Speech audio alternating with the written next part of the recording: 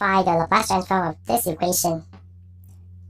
So you can see we have the integral involved here in the derivative. So actually solving the initial value problem here, this one, because you are given the condition. Well, with this one, first thing first, if you notice this, the integral of this one, we can rewrite it in terms of the convolution. So let me do that first. So in order to have the convolution, we need to have the function in terms of u and the function in terms of t. But for this one, you just see the function. We have the function in terms of u. What about the other function? Well, it's already here, but you cannot see it. Some of you may see it, but some of you don't. And let me pull it out for you. It's very tricky here, but when you see it, it's very simple. So this is the function in terms of u, which I just rewrote it. And here's the function in terms of t minus u. Interesting, right? T minus u to the 0. So everything to the 0 is just 1, so 1 times u, 1 times this is just itself, right? Now, we have the both function in terms of u and t minus u, so this can be written as y of t convoluted with 1, okay?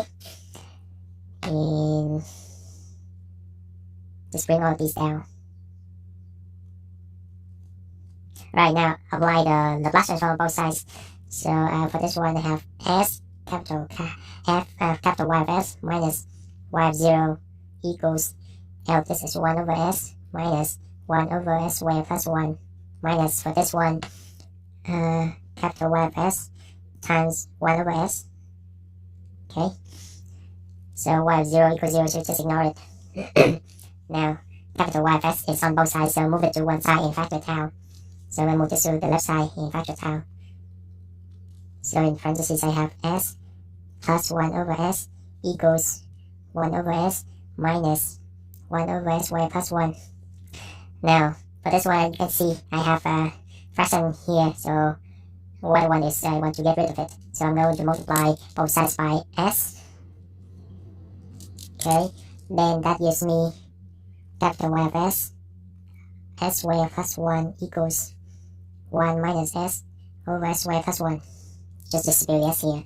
Now divide both sides by s y plus 1. So I have 1 over s y plus 1 minus s over s y plus 1 squared. Okay, we're almost done. For this one, its element is just psi, right? So what about this one? We have to do it one more step. You cannot see it. This is basically just a different way of writing the derivative, and we also have the derivative term property for the Laplace transform. So let me do it one more step right down here. Okay, so for this one, we need to have something. We need to have the negative derivative of the negative of the first derivative. 1 over s squared plus 1, right? Something inside. Something well, you cannot, if you master of doing this one, you can write it right at first. But if you need this one, well, I just get roughly of the derivative, function of the derivative, right? And how to fix it. Well, just take the derivative of this one. So when I take the derivative of this one, I have negative of 2s over s squared plus 1 squared. So on the bottom, we are okay, but on top we have 2s, and initially it doesn't have 2. So, well, basically just multiply by 1/2, right? So then the problem is fixed. Alright. Now we can take the inverse.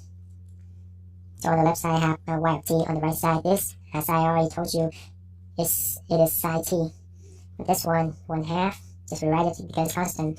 And this one, negative of the derivative gives me t, okay?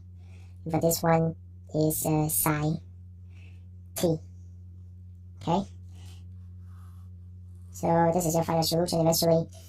For this one, if you are not sure you want the double check, you can take the Laplace from this one. So the Laplace from t psi t, so psi t is 1 over s squared plus 1, and we have t involved, so the derivative is just we have the first negative of the first derivative of this one. So which is what we already have here, and this should be your final solution. That's it. If you find the video is helpful, feel free to give it a like, share, and subscribe to my channel in order to receive the most current videos. Don't forget to hit the bell so that you won't miss anything. I'll see you next time.